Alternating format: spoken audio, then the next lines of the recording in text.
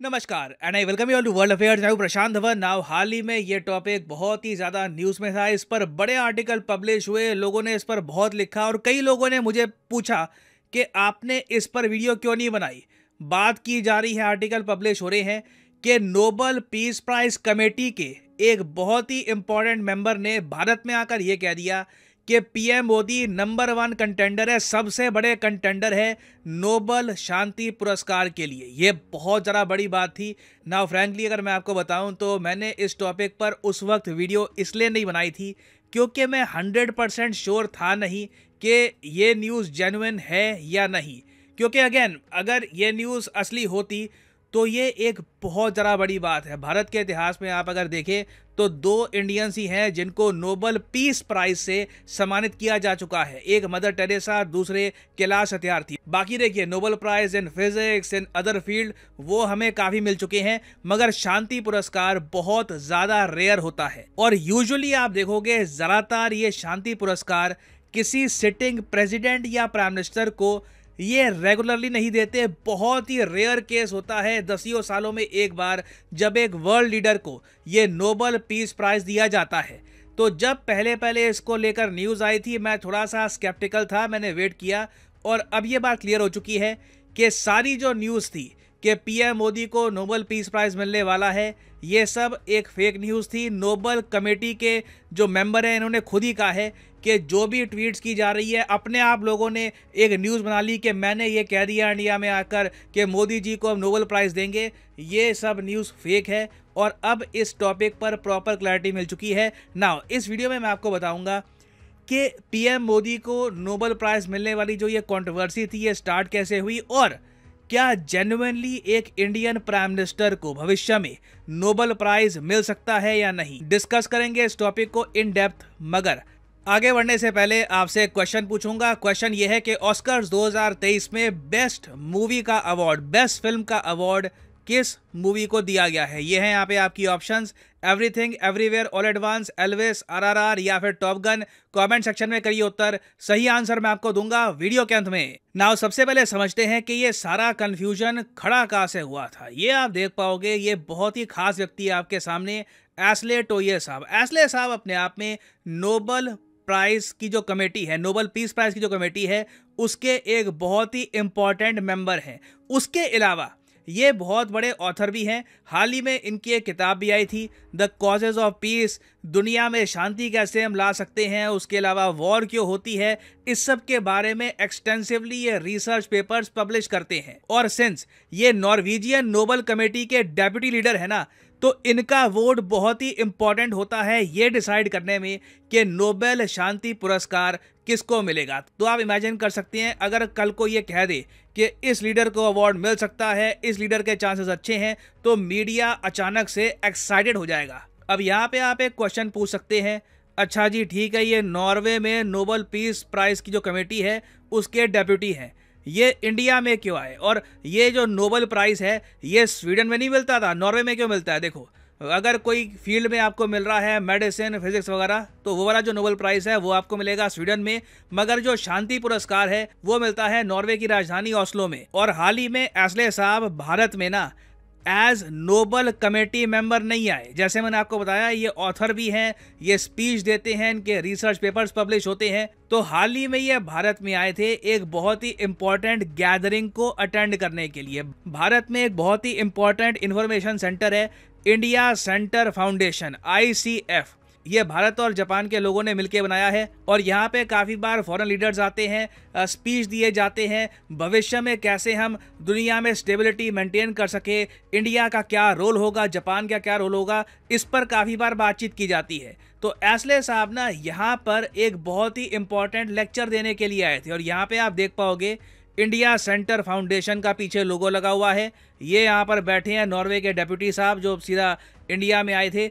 अब ये जो यहाँ पर बैठे हैं ना इस वक्त ये नोबेल पीस प्राइज कमेटी को रिप्रेजेंट नहीं कर रहे, ये अपनी पर्सनल कैपेसिटी पे आए थे और इन्होंने इंडिया में आकर काफ़ी स्टेटमेंट्स दी पीएम मोदी के बारे में, रशिया वॉर के बारे में। इन्होंने ये कहा कि देखिए पीएम मोदी का जो रोल रहा है यूक्रेन रशिया युद्ध में बहुत ही इंपॉर्टेंट है। इन्होंने खुल के जो व्लादिमीर पुतिन को ये कहा कि this is not an era of war. ये स्टेटमेंट पूरी दुनिया में गूंजी थी और इंडिया ने हमको सिग्नल दिए हैं कि किस तरीके से रशिया से बातचीत करनी चाहिए। सीधा अगर हम अग्रेसिवली रशिया से डील करेंगे तो इस युद्ध का समाधान हो नहीं पाएगा। और ये मैं आपको बता दूं, ना सिर्फ ये नॉर्वे के जनाब, इवन यूएस गवर्नमेंट के ऑफिशियल्स कह चुके हैं कि जब पीएम मोदी ने कहा था this is not an era of war, पूरी दुनिया ने ये जो सेंटेंस है ये सुना था। तो इंडिया में आकर इन्होंने पीएम मोदी से रिलेटेड यहाँ पर स्टेटमेंट्स दी। ये कहा कि पीएम मोदी ने एक इंपॉर्टेंट रोल प्ले किया है, इन द फ्यूचर भी इंडिया का रोल इंपॉर्टेंट होगा। मगर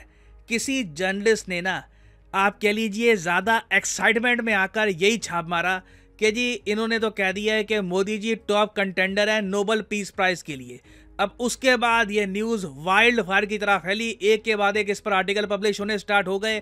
आर्टिकल पब्लिश हुए, लोगों ने कच्ची पक्की रिसर्च करके इस पर वीडियो भी बना दी और उसके बाद एशली तोये साहब को सबके सामने आकर बोलना पड़ा कि जी मैंने ऐसा कुछ नहीं बोला, मैं ये नहीं कह रहा कि किसी लीडर को नोबेल प्राइज मिलेगा या नहीं मिलेगा। काफ़ी फेक न्यूज़ फैलाई गई है, मेरी स्टेटमेंट को तोड़ मरोड़ कर प्रेजेंट किया गया है। तो अभी के लिए ये बात क्लियर हो चुकी है कि इंडिया के प्राइम मिनिस्टर कोई टॉप कंटेंडर नहीं है नोबेल पीस प्राइज के लिए। और देखो, नोबेल शांति पुरस्कार की वैसे अगर हम बात करें अलग से, पिछले 10 साल से मैं देख रहा हूँ बहुत से आर्टिकल्स पब्लिश हुए हैं, बहुत से रिसर्च पेपर्स पब्लिश हुए हैं दुनिया भर में, जहाँ पर यह बात कही गई है कि नोबेल पीस प्राइज ना बहुत पॉलिटिकल हो चुका है। नहीं तो वैसे आप अगर देखो, शांति पुरस्कार बहुत ज़्यादा इम्पोर्टेंट पुरस्कार होना चाहिए दुनिया के लिए। जो इंसान, जो संगठन शांति के लिए लड़े, शांति को प्रमोट करे, उसको मिलना चाहिए ये अवार्ड।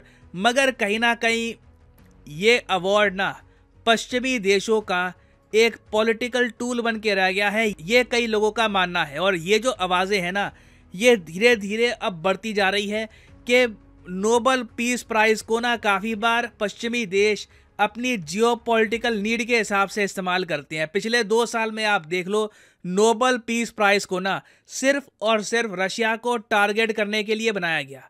2021 का जो नोबेल पीस प्राइज था वो एक ऐसे जर्नलिस्ट को दिया जो सुबह शाम व्लादिमीर पुतिन की आलोचना करता है। फिर 2022 का जो नोबेल पीस प्राइज है ये ऐसे लोगों को दिया, ऐसे संगठनों को दिया जो बेलारूस और रूस की जो सरकारें हैं उनके खिलाफ काम कर रहे हैं, उनकी आलोचना करते हैं। और ऐसा नहीं है कि नोबेल पुरस्कार से इन लोगों का कुछ भला हुआ। एक अजीब बात देखिए, अलिस बेलेतिन्स्की, ये एक ऐसे जर्नलिस्ट हैं बेलारूस के जिनको 10 साल की जेल हो गई नोबेल प्राइज मिलने के बाद, क्योंकि सरकार डर गई कि ये आदमी बहुत बड़ा ब्रांड बन जाएगा, लोग हमारे खिलाफ विरोध करना स्टार्ट कर देंगे। तो सरकार ने पैनिक में आकर इस आदमी को 10 साल के लिए डाल दिया जेल में। तो जो ट्रेंड अभी चलता आया है, लगता नहीं है कि नोबेल पीस प्राइज कमेटी उससे भटकेगी। यूक्रेन युद्ध को 1 साल से ऊपर हो चुका है और रशिया अभी भी पीछे हटने को राजी नहीं है। कोई बड़ी बात नहीं है कि इस बार का भी जो नोबेल शांति पुरस्कार है ये या तो रशिया या यूक्रेन या फिर हो सकता है कोई ऐसा देश जो रशियन गवर्नमेंट की हेल्प कर रहा हो। फॉर एग्जाम्पल ईरान की सरकार का कोई, अगर मान लीजिए आलोचक है, कोई जर्नलिस्ट, जो बहुत सारे हैं, उनको ये अवार्ड मिल सकता है, इसकी पॉसिबिलिटी है। बेसिकली इस अवार्ड से टारगेट किया जाएगा रशिया की सरकार को, बेलारूस की सरकार को, ईरान की सरकार को। बाकी इस सब के अलावा मुझे लगता नहीं है कि कुछ रिमार्केबल ये काम करने वाले हैं। नहीं तो वैसे आप अगर देखें, कई संगठन हैं जिन्होंने जेन्युइनली बहुत अच्छा काम किया है पीस स्थापित करने के लिए। कई वर्ल्ड लीडर्स हैं, उन्होंने काफ़ी इंपॉर्टेंट रोल निभाया है। पीएम मोदी का आप कह सकते हैं काफ़ी पॉजिटिव इम्पैक्ट गया है। अब उनको नोबेल प्राइज मिलना चाहिए या नहीं मिलना चाहिए, ये एक डिबेटेबल इशू है कि उनका इम्पैक्ट कितना गहरा रहा है।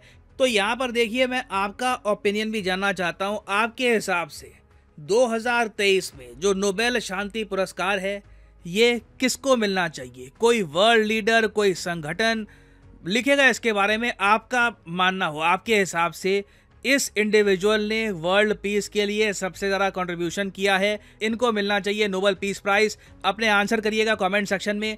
जिसका आंसर बहुत ज़्यादा इंटरेस्टिंग हुआ, मैं कोशिश करूंगा उसके आंसर को हार्ट दे दूं ताकि बाकी लोग भी उसका आंसर देख पाए। नाउ फाइनली आते हैं अपने क्वेश्चन की तरफ। ऑस्कर्स 2023 में बेस्ट फिल्म का अवार्ड किसको दिया गया है?